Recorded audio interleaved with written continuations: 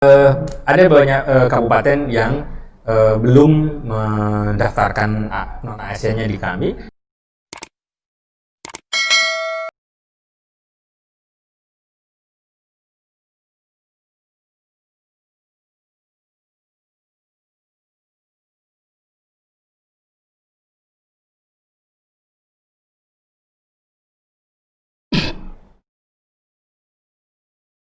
Halo Tribuners, bertemu lagi dengan Poskupang dan saya, Novemi Leo Novel, akan mengajak para Tribuners untuk mengikuti acara ngobrol asik dengan tema perlindungan BPJS Ketenagakerjaan bagi non-ASN, aparatur sipil negara.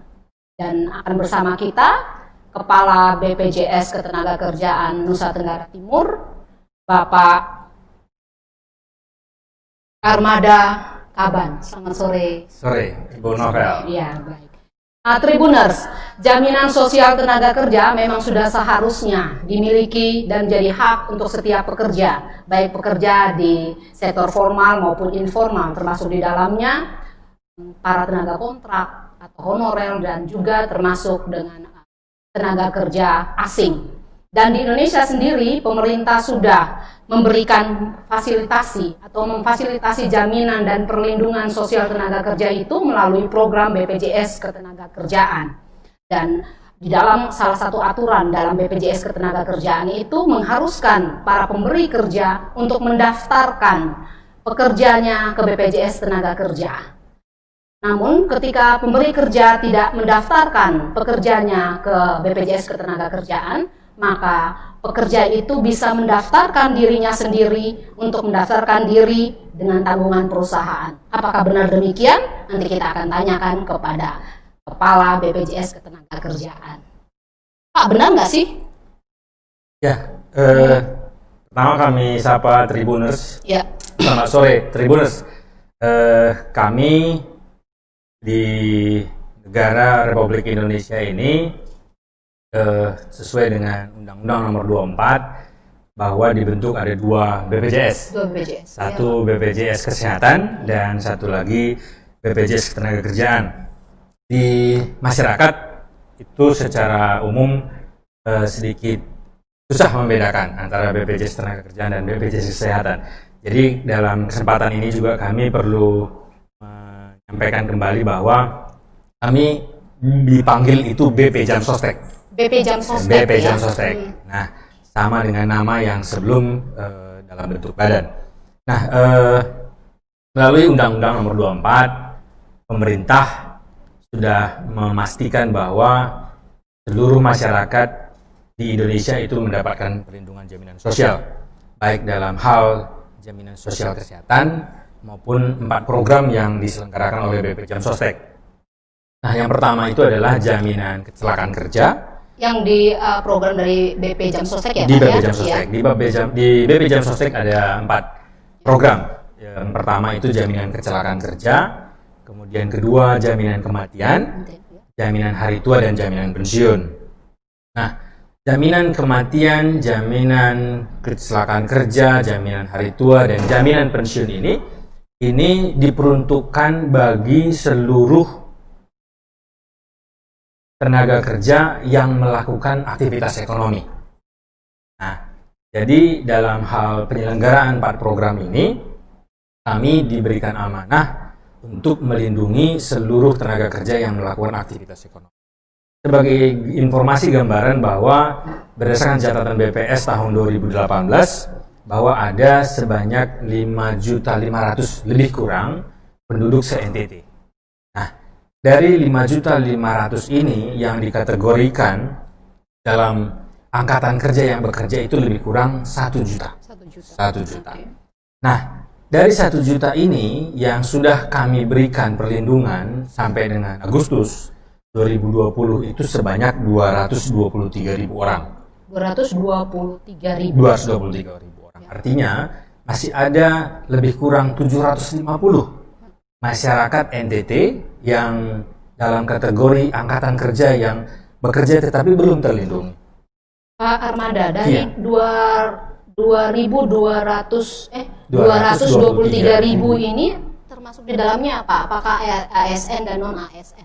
Iya. Nah, terima kasih Bu Novel. Ya. Yang mau kami sampaikan adalah bahwa di dalam 223.000 ini, maka yang menyederhanakan proses pelayanan ini, Ya. kami di-create dalam 3 segmen. Segmen pertama itu disebut sebagai penerima upah. Penerima upah ini dalam konsep bahwa contoh seperti manajemen Poskupang, ada GM-nya, ada tenaga kerjanya, berarti ada hubungan kerja di sana, ada upah di sana. Itu yang di dalam konsep penerima upah. Di segmen kedua itu disebut bukan penerima upah.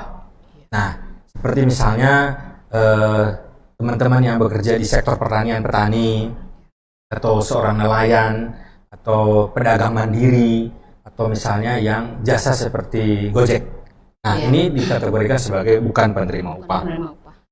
Terus yang segmen ketiga itu adalah pekerja jasa konstruksi.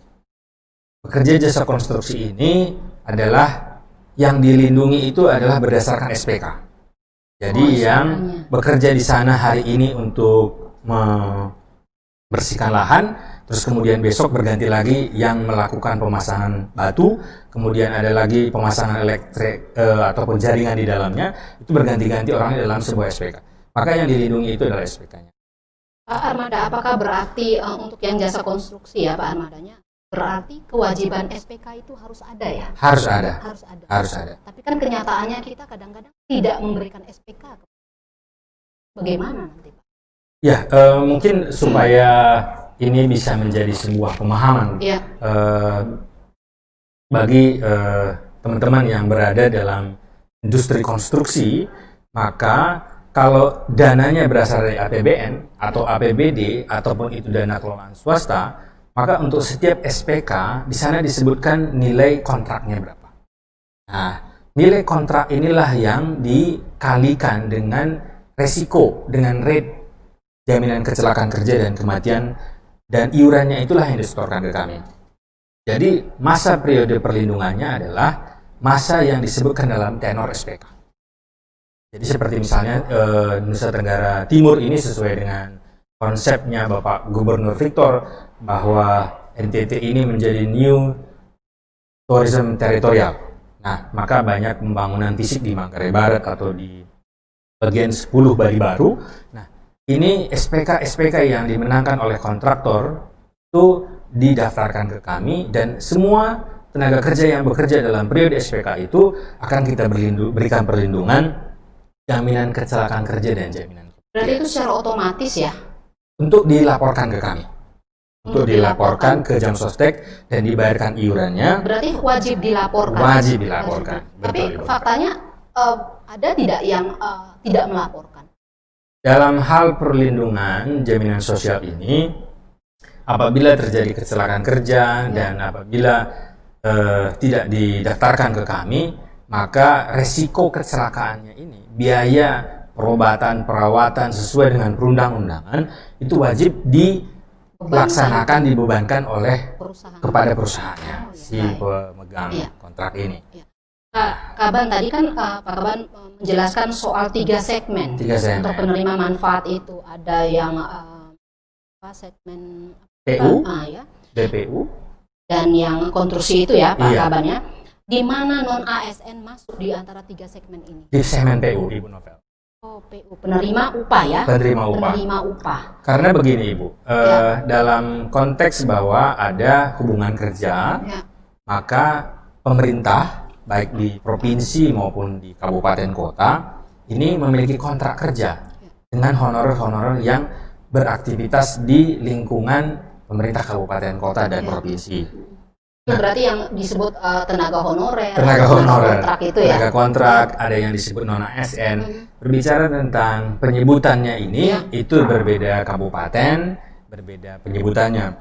Namun dalam hal amanah yang diberikan ke kami oleh undang-undang, maka kami berupaya, kami sudah melakukan pendekatan, ada dalam konsep FGD. Nah, ini kami tetap mendorong bagi kabupaten kota melalui Bapak Bupati, Ibu Bupati, juga Sekda, Dan ini semuanya pintunya adalah melalui Dinas Tenaga Kerja.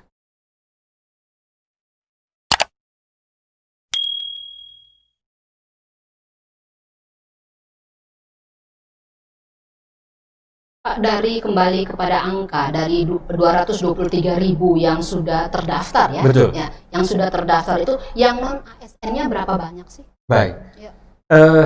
Perlu kami sampaikan bahwa yang dari 22 kabupaten kota yang berada di Provinsi NTT sudah ada sebanyak 12.000 ya. non ASN yang sudah kami lindungi, sudah dilindungi. Dan garis besarnya itu seperti di provinsi, Provinsi sudah dan semuanya, atau tentunya ada yang belum ya, karena masih kan kita angkatan kerjanya 1 juta ya, Pak, 1 ya? juta. Berarti masih ada yang belum. Mungkin Ya. masih ada, tetapi yang Paling dalam tidak sudah activity seperti UPT, seperti ya. misalnya Dinas Pendidikan Provinsi.